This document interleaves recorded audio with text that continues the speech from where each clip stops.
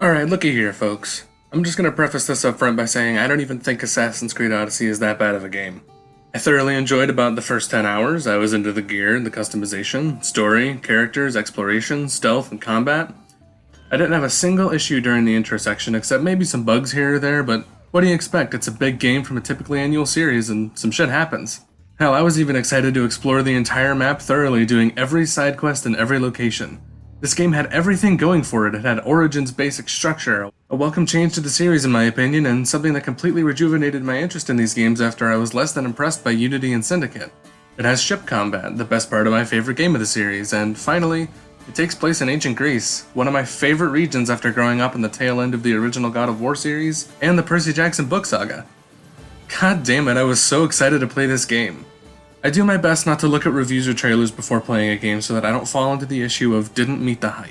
I know this is going to skew my opinion, but the idea is that I will have no expectations of a game and therefore it can only disappoint me within its own context, instead of the image that's made from advertising before the game has even been played. The game must impress me with its own components as a complete package. With all this being said, let me introduce you to the Saga of Pirate Island. The story begins with Cassandra, on her ship, sailing through the open sea. Hell, just like in Black Flag. Except all of the pirate charm's been swept away. The shanties aren't nearly as catchy, the ship combat's similar but was more boring without the roaring cannons, and for some inexplicable reason, my crew appears to not board with me most of the time. Oh well, I guess. Somewhere along your journey, you will encounter a man that has been marooned on an island. He says his brother has been taken by pirates and that he needs to be rescued. Okay, sure thing, you say as every good, God-fearing RPG protagonist should, and then he points the way on your map by telling you literally exactly where to go. Even though I'm pretty sure I picked exploration mode. Funny thing is, there is no exploration. Literally anyone that is literate, has basic logical reasoning and object permanence will always know exactly where to go within 15 seconds of looking at the map and without any actual exploration involved. Every small chance at real exploration is then neutered by your bird. I feel like I've heard that name before.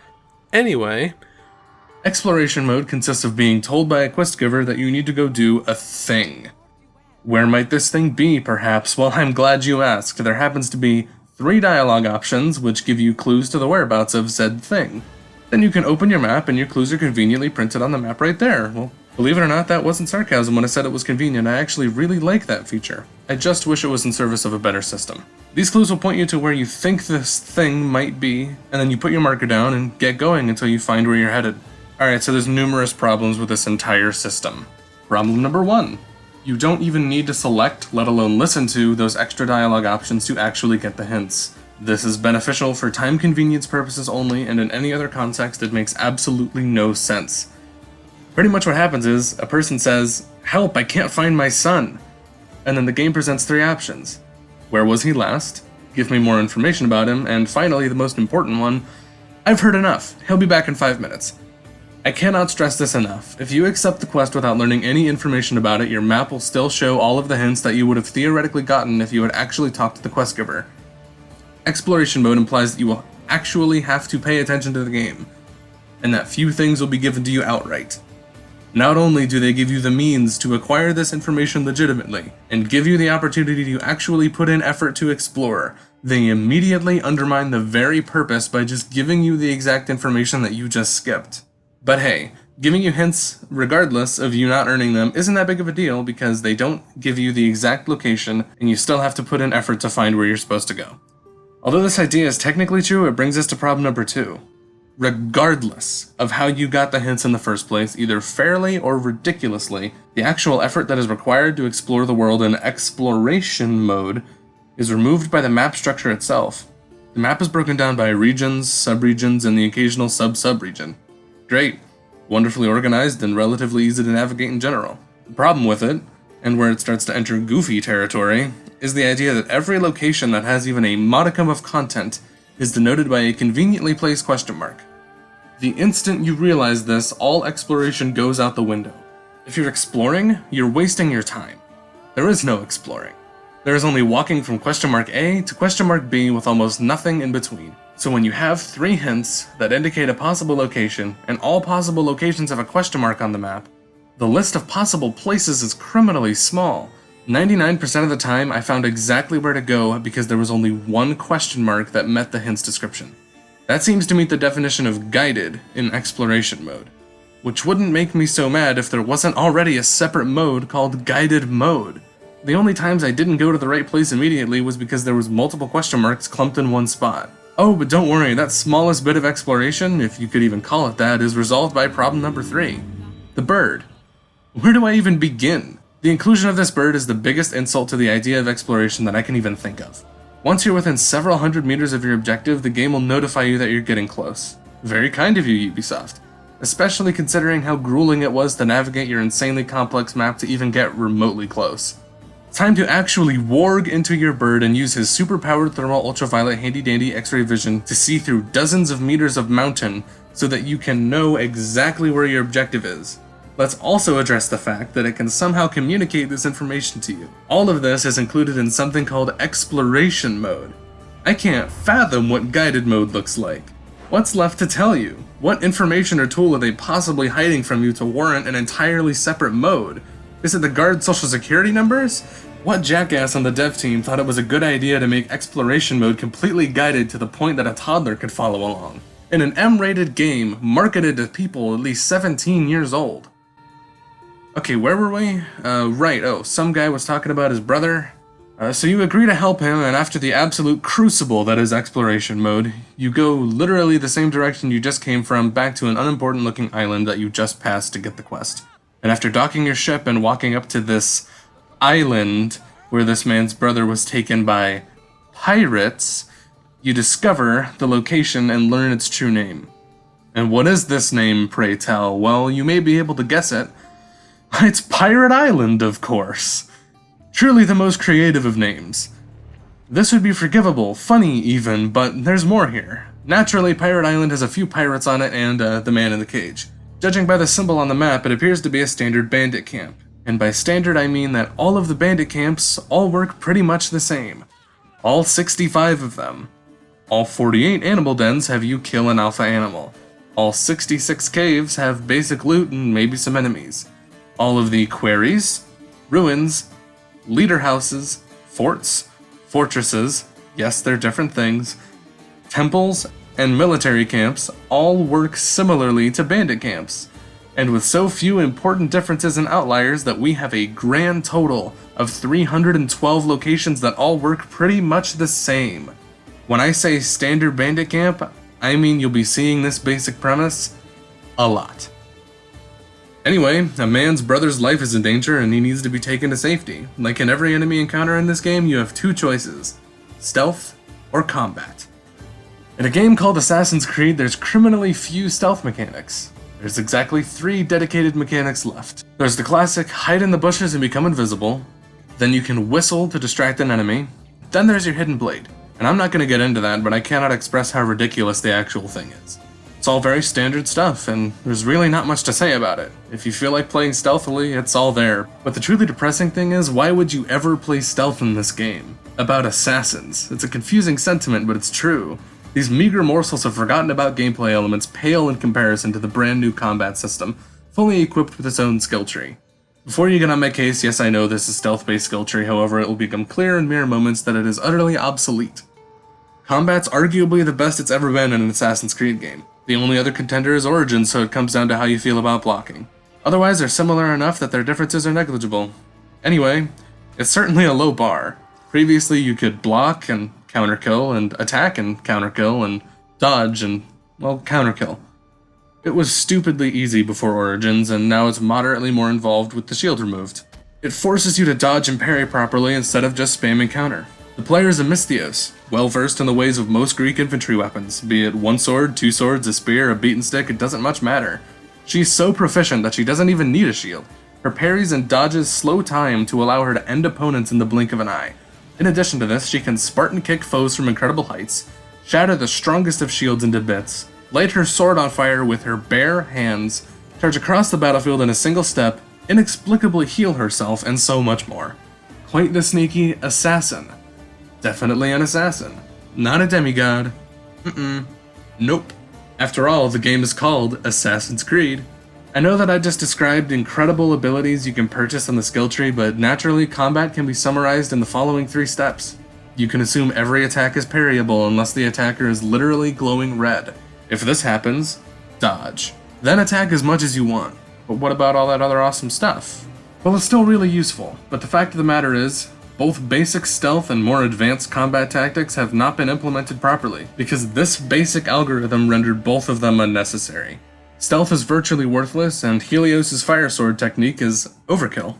Artificial difficulty is the name of the game here, folks. This happens when things are made more difficult by not having complex movesets that take advantage of all the tools in your arsenal, but instead by increasing the enemy health pool and increasing their damage output. Nothing actually gets harder, it just takes longer, and leaves more time and less room for error on your part. This combined with basically 4 enemy types, there's big guy, little guy, far guy, and animal, are what truly fuel the complete undermining of the new combat system and allow for such a basic combat style to be king. So you're staring down a bunch of rowdy pirates. What'll it be? Stealth or combat? And you've probably already melted them before you even realize you've made the obvious decision. Finally, opening the cage to get to the point of why you came here in the first place, the game still says, move him to safety. Wait a minute, everyone's dead in a 2-kilometer radius, what do you mean take him to safety? Why exactly do I need to take him to the other side of the island? That would make sense if I decided to sneak past the enemies. I would need to evacuate him to a safe distance. But that's not what I did. They gave the player 2 choices, then only considered one of them when they analyzed the logic of the situation. It's almost like the game is too big or something. Like there's far too much content to really flesh out anything specific, and it's mostly just copy-pasted concepts throughout the world. This game, start to finish of the main story and just enough of this repetitive side content to keep going, took roughly 40 hours to finish. I skipped a vast majority of the optional dialogue options. I knew exactly where to go at almost all times in exploration mode. What I'm about to say next is purely my opinion, so feel free to disagree. If your game, played using major casual time saves, like not taking dialogue options and not getting lost, still takes 40 hours to see credits and is inundated with purely monotonous, nearly identical locations to pad time past 40 hours and to fill the ridiculous expanse that is this map, then your game is excessive, bloated, and in need of revision. I saved myself hours of pointless conversation with mostly uninspired NPCs and hours of walking around nearly contentless areas, only for the game to drag on for an absurd 40 hours. I know that more exploration would take longer, and that I've berated every time-saving exploration mechanic. Maybe, just maybe. Now I know this is a crazy idea, but hear me out. Either design your game to have interesting, diverse locations and objectives to be explored and let it be explored naturally, or don't include a facade of expansive exploration by including a pointless and generally false game mode that leads me to fewer and fewer interesting experiences as the game drags and sags along. I know true exploration of this game in its current state would take eons to finish, but I also know I didn't truly explore anything in exploration mode, and what I supposedly explored all felt like the same 5 experiences after the 10-hour mark. Walking around the same types of locations, fighting the same types of enemies, using the same combat technique, truly undermines any thought of actual innovation and general fun at every point. Whatever, just let me take this guy to the other side of the island and put him down in a relatively more dangerous position, on a precarious rock, directly above several sharks, in full view of the pirates on the ocean that are actually alive. Naturally, an in-engine cutscene starts. Aha! Yeah, I see. This is why I needed to move him. Quest progress is tied to the cutscene, and the cutscene is tied to the physical location he's in, and not actually his relative safety. Sweet. I love artificial choices that don't have tangible effects in-game. Before I go on a tirade, just watch this unedited cutscene with me. Your brother sent me. That fool! Always sending someone else to do his dirty work. How bad is it? You're going to be fine. You're kind. A terrible liar, but kind. What message should I give your brother? Tell that fool of a brother I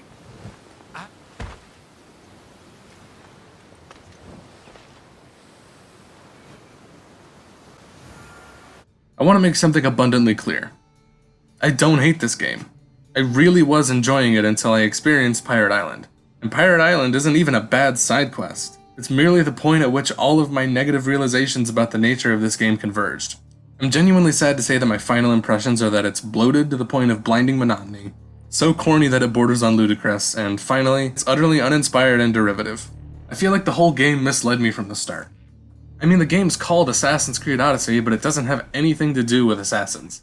It's a game about being a demigod in ancient Greece and going on adventures. Context is everything. If I'd known the real subject of the game, then I probably would have liked it a lot more. Would have had similar problems, but the combat would make more sense, the lack of serious stealth would make sense, and I would even like the ship combat more. If it wasn't called Assassin's Creed, then I wouldn't be comparing it to Black Flag so heavily, so therefore it wouldn't fall short of anything and instead would just stand on its own with its own accomplishments. Even the bird would make more sense. Of course you could talk to a bird that tells you where all the locations are in-game. You're a Greek demigod. You do whatever you want. It was also implied that I would be exploring the world, and that there was lots of quality content to explore. But we already know how I feel about that. There's a lot of good, or at least serviceable pieces here. But the game wasn't clear to me about its intentions, so I viewed them through a lens that was inappropriate for the experience I was being given. I didn't get the experience I thought I was getting. Sure. It's disappointing to be sure, but even the game I did get in its place was nothing to write home about. It's a standard RPG with no major innovations. And surprisingly, people give it a lot of credit for the following things. You can pick your character. Yes, one of them is female. You can do whatever you want. It has a better horse than The Witcher 3. You know what? So does Doom. A game without a horse has a better horse than The Witcher 3. You can loot things quickly. There's dialogue options. There's a large, expansive world with lots of stuff to do. Never mind the fact that it's all the same after the first 10 hours anyway, but whatever.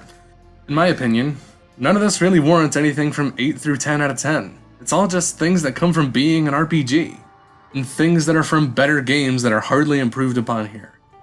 Mild conveniences and basic qualities of gameplay are not enough to outweigh huge oversights, like poorly implemented combat innovation, an utter lack for the need of stealth in a game supposedly about assassins, and a stretched out map so oversaturated that they couldn't even keep up the ruse of diverse content past hour 10 of a 40+ hour experience. Even through all this, the game's playable. It can even be fun when you get into it. It's a basic, substandard, and non-innovative game, and it plays exactly like one, and nothing more. And I guess I can't wait to do all of this all over again when the next one comes out.